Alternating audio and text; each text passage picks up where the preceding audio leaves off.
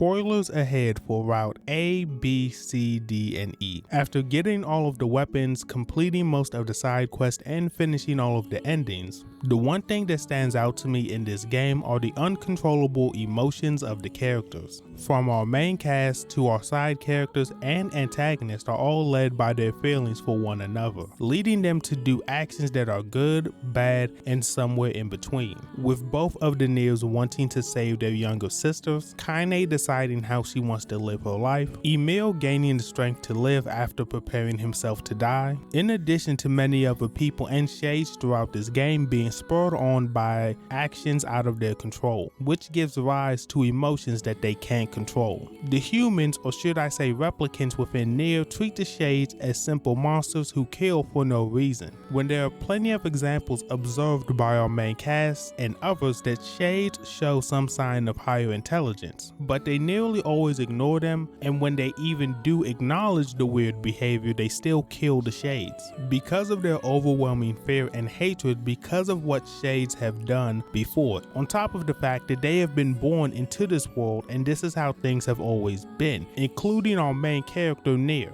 He gives no real thought as to what shades are or why they are here, and even kills them when they show no signs of aggression towards him. But this is due to one of NieR's main purposes within the game, being a commentary on how video game protagonists will kill thousands of people or enemies and will not give a second thought to it and still be presented as the hero of the game, just like Kaine was back in Drakengard 1. But I feel like his aggressive attitude towards anyone who mentions a shade showing any type of weird behavior is a coping mechanism for him to continue towards his goal. Because if he was ever to accept that shades are just like him and his friends, he would become stuck, unable to move forward to kill the shades that stand in between him and Yona. But the game does show in very small ways his acknowledgement of how terrible his actions are, starting with the Airy. After Emil destroys the entire village, NieR tells him really don't look back. This does a few things. It allows Emil to be free of his guilt for what he has just done, and it hints towards NieR feeling bad for putting Emil in that situation. But it seems as if he is also giving Emil advice on how to deal with killing innocent people, because he may be struggling with that himself.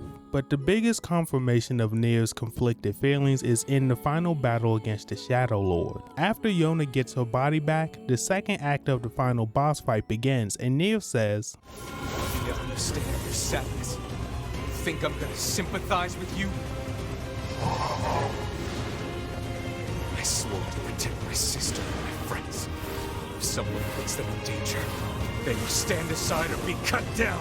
Which is a very ironic statement because of how many dangerous situations NieR has put his friends into so he could save his sister. But moving on from that point, NieR admits that he understands what the Shadow Lord is going through, but the unwavering love and care that he has for the ones close to him will allow him to push down those rising feelings of guilt, regret, and empathy to do what needs to be done. Even down to the last moment, NieR struggles with what he's about to do. With a slight shake of his head, he rids himself of any thoughts of a peaceful resolution or what could have been, only worrying about the ones that he loves. Just like another of our main characters, Kaine, and I feel like the theme of uncontrollable emotions is even more prevalent through her story within the game. Starting with a deviation from Route A and B, Kaine decides to deliver Luis's letter to the postman, and after seeing him cry over the shade that ate and killed people, triggered the turning point of Kaine giving up her hateful life that she has been forced to live ever since Tyran fused with her,